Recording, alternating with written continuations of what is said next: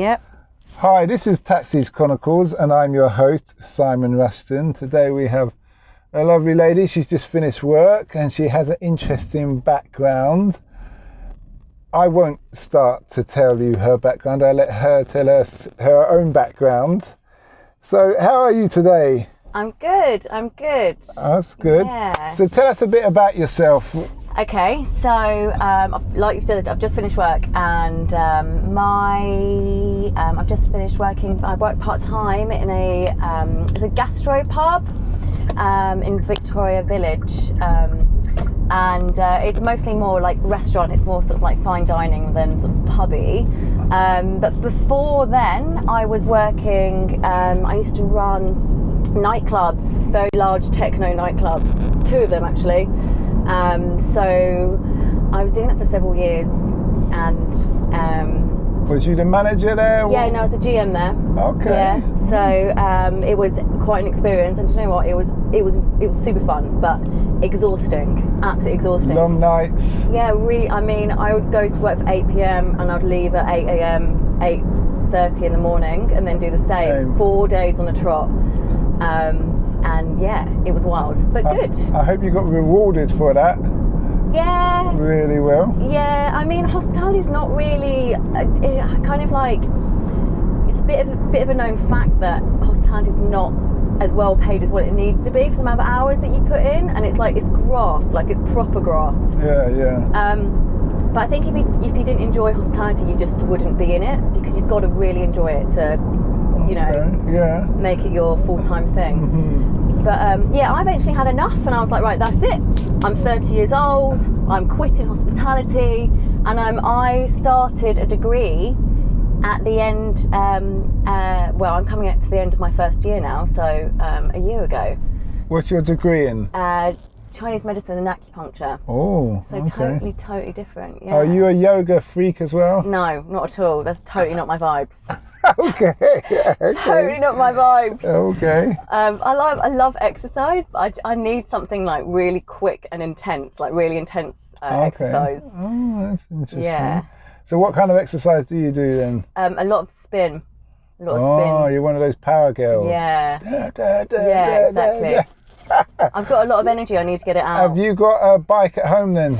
Yeah, I've just actually splurged. I treated myself to a rather expensive stationary exercise bike, which is honestly the best thing in the world. Like, I truly love it. I'm like properly addicted to it.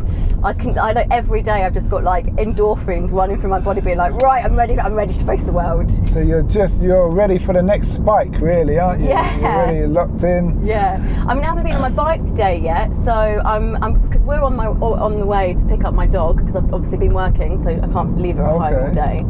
And then I'm gonna get home and smash out a 45-minute spin class. Okay. Yeah. Mhm. It's good. It's good. It's so addictive. Oh, that's great. So, what was the experience like in the nightclubs then? What were the kind of issues? I know most typical issues. You can't come in. You're wearing the wrong clothing. Yeah. So no, it's not that kind of club. So it was a really large space. So one of them was 1,500 capacity, and one was 250 capacity. Mm-hmm. So they both were very much like electronic music, techno music clubs. Mm-hmm. So, I mean, look, like, at the end of the day, you can say that your venue you're running hasn't got any like drug use in it, but you can only do so much to prevent it from coming in. Mm-hmm. But it's a given that the majority of people weren't just drunk there. So yeah, there were some seriously hilarious things that we used to see. Share. Okay, so there was this one time, and people were doing all sorts there, like hallucinogenics, uppers, downers, like mixing them all around, big old soup of like drug madness. And there was this, I remember just kind of like standing next to the stage, like looking out to the crowd, and there's this one chap by himself, and I noticed he was kind of like chatting to himself, and I was like, well, all right, not that weird, because clearly everyone's high in here. And then he started chatting to the wall, and then he started kissing the wall. I was like, I'm not stopping this. So me and the security were just standing there watching this happen. And obviously he was just in his own world, like in his own head. Yeah. And like things didn't get like, you know, passionate or raunchy or anything like that, but he was clearly just having a great time. It's kissing the wallpaper. He was kissing the wall. Oh, okay. He was kissing the wall. I was like, oh. Like how tongue and tongue. No, it wasn't as vibe as tongues. It was just like pecking the wall. Like okay. Just I wonder what caresses. he was seeing in his world. I don't know. He was having a great time, and like we were happy to just watch and laugh. Yeah. But then you've got like the other side of things where people get really, really messy, and to the point they even have to get carried out. This one guy, I'm not even kidding, pulled his trousers down in the middle of the dance floor and was about to shit himself. Mm-mm. Yeah. Okay. Yeah. And what happened? Did you? He got dragged out before he let rip. And then he ripped outside on the way. Or? Yeah, he literally got dragged out by his trousers. I didn't see this, but I got told by the security guards. And how did security take that? How did they deal with? I mean, they were all absolute professionals. They were all amazing. Like they just kind of like sent him packing, like be like, mate, pull your trousers up, pull everything up. Imagine that's when you're in a real bad way, isn't it? Yeah.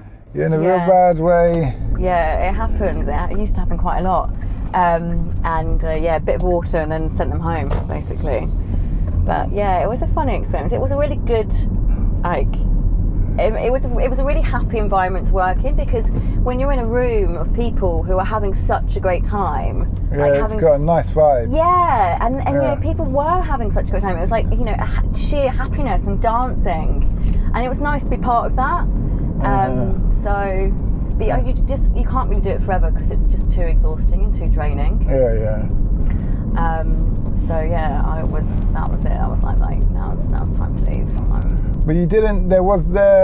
See, with all the drugs, was there? Did you have to like turf drug dealers out, or was it a case that people were bringing them their own personal use? Well, I can only assume people were bringing it in themselves. I don't think there was. I'm not aware of anyone in that kind of game. Yeah, okay. yeah. There was a lot. The security checks were very stringent on the door, and they followed like the local council's requirements of what needs to be done, and everything was recorded, and everything was bagged, and everything was done like above board.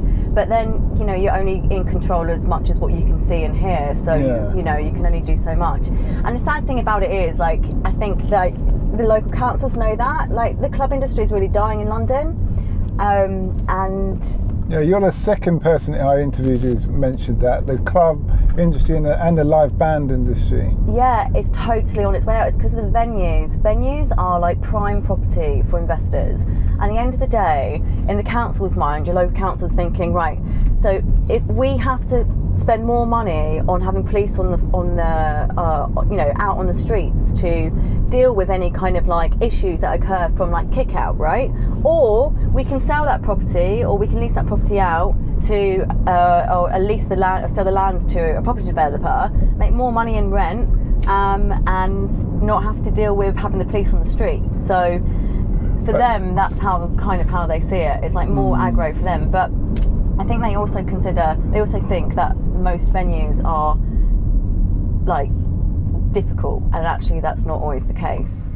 So the council, they're not really serving the public then, are they? No, they're not serving the public. They're thinking business-wise, and not thinking about social. That's my opinion on it. I'm not entirely sure whether or not that's actually how it's going, but that's how I think is what's happening. Well, I would say, based on some other interviews I've done, that lines up with what other people have informed me, and I'm not really big. I've worked in clubs before and stuff where it's a different environment, but yeah, I'd agree with what you're saying there. I definitely agree with what you're saying. Do you know what? At the end of the day, they're going to have more trouble, because what happened in like the 80s and 90s, it was like the illegal rave scene. Like people were still, you know, young. They'll find warehouses, underground basements, abandoned car parks. And do you know what? I really want it to go that way, because actually it'll become much more pure. Like when you know, illegal raves are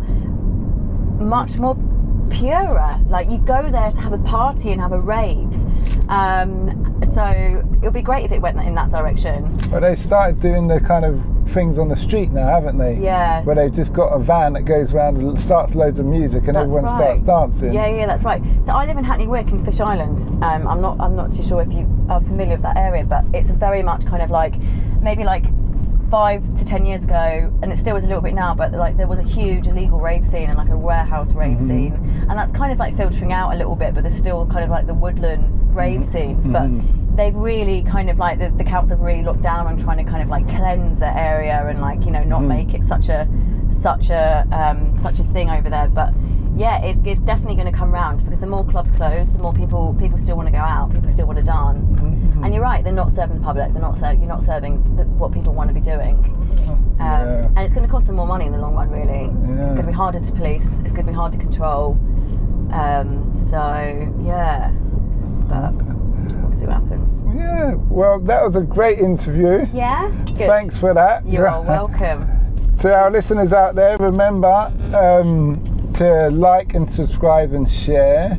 Don't forget to listen to our sister podcast, Africa Investor Stories, all about people who've invested in Africa from around the world. Africa's been the continent with the fastest growing economies on the planet. And have a nice day. Bye.